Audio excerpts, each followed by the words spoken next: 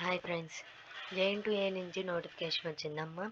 So, ఈ notification వచ్చేసరికి recounting, challenge valuation and photocopy of answer script.